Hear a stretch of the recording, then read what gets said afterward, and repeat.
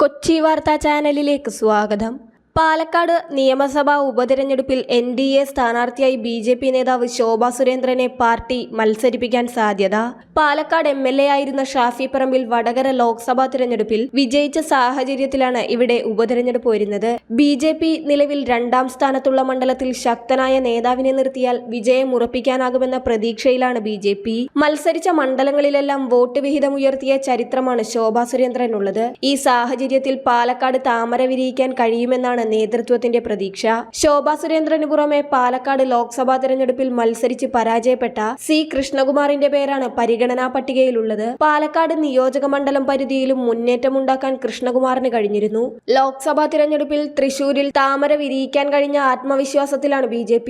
പ്രവർത്തകരിലെ ഈ ആവേശം പാലക്കാടിലേക്കും പകരാൻ കഴിയുമെന്നും നിയമസഭയിൽ വീണ്ടും അക്കൗണ്ട് തുറക്കാനാകുമെന്നും നേതൃത്വം കണക്കുകൂട്ടുന്നു. മത്സരിക്കുന്ന മണ്ഡലങ്ങളിലെല്ലാം BJPയുടെ വോട്ട് വിഹിതം ഉയർത്തിയ ചരിത്രമാണ് ശോഭാ സുരേന്ദ്രനുള്ളത്. പാലക്കാട് നിയോജക മണ്ഡലത്തിലും മത്സരിച്ച് മുന്നേറ്റമുണ്ടാക്കിയ നേതാവ് കൂടിയാണവർ. മണ്ഡലത്തിൽ സുപരിചിതയാണെന്നത് ശോഭയുടെ സാധ്യതയും ഉയർത്തുന്നുണ്ട്. 2016 നിയമസഭാ തിരഞ്ഞെടുപ്പിലാണ് പാലക്കാട് ശോഭ മത്സരിച്ചത്. 2011 തിരഞ്ഞെടുപ്പിൽ ഇവിടെ 3ാമതായിരുന്ന പാർട്ടിയെ 2ാം സ്ഥാനത്തെത്തിക്കാൻ ഇവർക്ക് കഴിഞ്ഞിരുന്നു. 2011 പാലക്കാട് നിയോജക മണ്ഡലത്തിൽ 19.86% വോട്ടുകളായിരുന്നു BJPക്കുണ്ടായിരുന്നത്. 2016 ഇവിടെ മത്സരിക്കാനെത്തിയ ശോഭാ സുരേന്ദ്രൻ വോട്ട് വിഹിതം 29.08% ഉയർത്തുകയായിരുന്നു. CPM നേതാവ് AN കൃഷ്ണദാസിനെ 3ാം സ്ഥാനത്തേക്ക് പിന്തള്ളി 2ാം സ്ഥാനത്തേക്ക് BJP എത്തുകയും ചെയ്തു. 2021 നിയമസഭാ തിരഞ്ഞെടുപ്പിൽ മെട്രോമാൻ E ശ്രീധരനായിരുന്നു ഇവിടെ BJP സ്ഥാനാർത്ഥി. ഷാഫിക്കെതിരെ മികച്ച പോരാട്ടം നടത്താൻ അദ്ദേഹത്തിന് കഴിഞ്ഞു.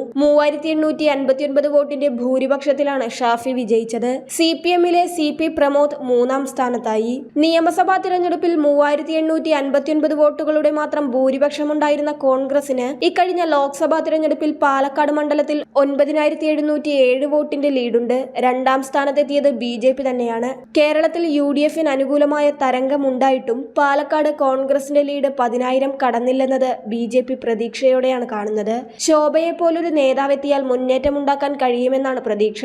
മറുവശത്ത് ഷാഫി അല്ലെന്നതും നേട്ടമായാണ് ഇവർ കാണുന്നത്. പാലക്കാട് നഗരസഭയും കണ്ണാടി, മാത്തൂർ, പിരായിരി പഞ്ചായത്തുകളും ഉൾപ്പെടുന്നതാണ് പാലക്കാട് നിയമസഭാ മണ്ഡലം. ഇതിൽ നഗരസഭ ഭരിക്കുന്നത് BJP ആണ്. മാത്തൂരും പിരായിരിയും UDF ഭരിക്കുമ്പോൾ കണ്ണാടി മാത്രമാണ് CPMനൊപ്പമുള്ളത്. മത്സരിച്ച നിയമസഭാ തിരഞ്ഞെടുപ്പുകളിലും ലോക്സഭാ തിരഞ്ഞെടുപ്പുകളിലുമെല്ലാം വോട്ട് വിഹിതത്തിൽ വൻ വർധനവ് വരുത്താൻ കഴിഞ്ഞ നേതാവാണ് ശോഭാ സുരേന്ദ്രൻ. ഇത്തവണ ലോക്സഭാ തിരഞ്ഞെടുപ്പിൽ ആലപ്പുഴയിൽ മത്സരിച്ച് BJP വോട്ട് വിഹിതം 17.24% നിന്ന് 28.3% ശോഭ ഉയർത്തിയിരുന്നു.